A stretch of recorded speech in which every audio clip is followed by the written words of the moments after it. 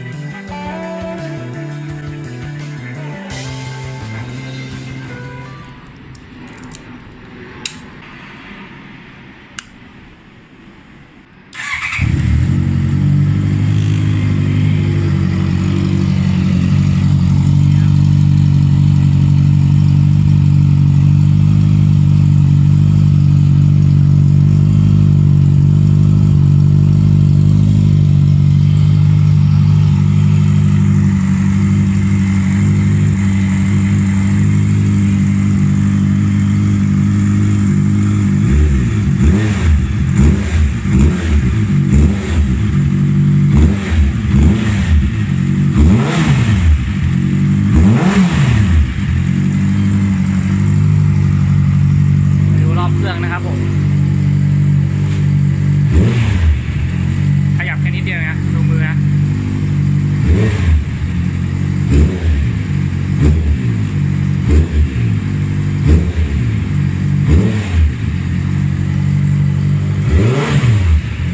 รอบที่ 5,000 รอบ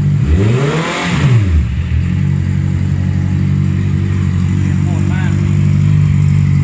ลองดูครับ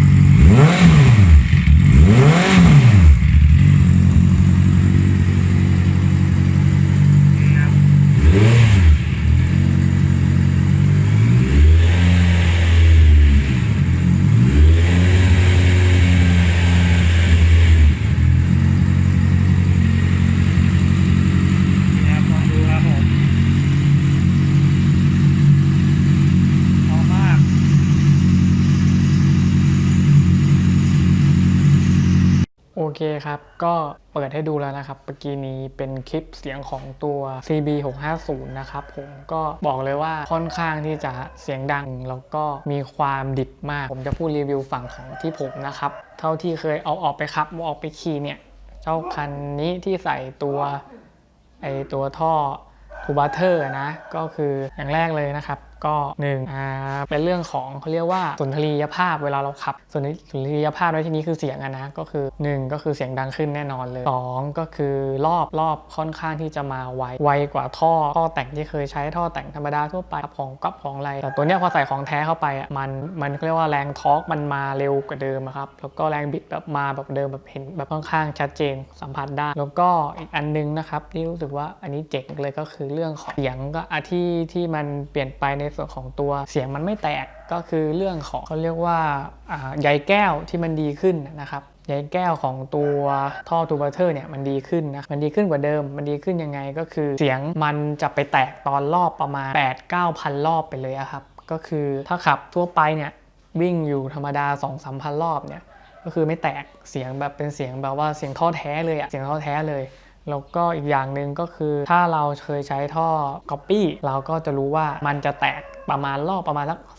3,000 รอบกว่าๆก็จะเริ่มแตกแล้วเสียงจะเริ่มแตกแล้วแต่ท่อทูบัตเตอร์เนี่ยเสียงยังอยู่คงที่นะครับ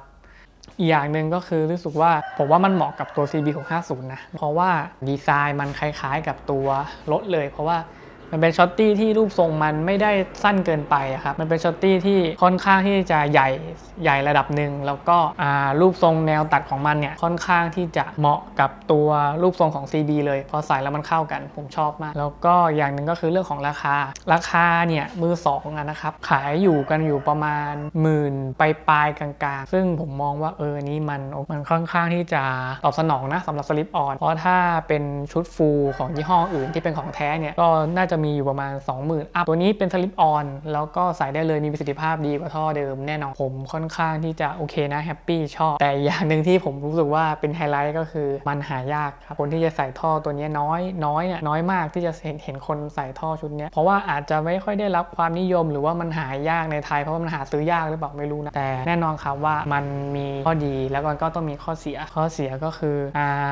มันค่อนข้างที่จะเป็นข้อแต่งเนาะเสียงมันก็ดังกว่าชาวบ้านเขานั่นแหละมันก็มีโอกาสที่เราจะโดนเรียก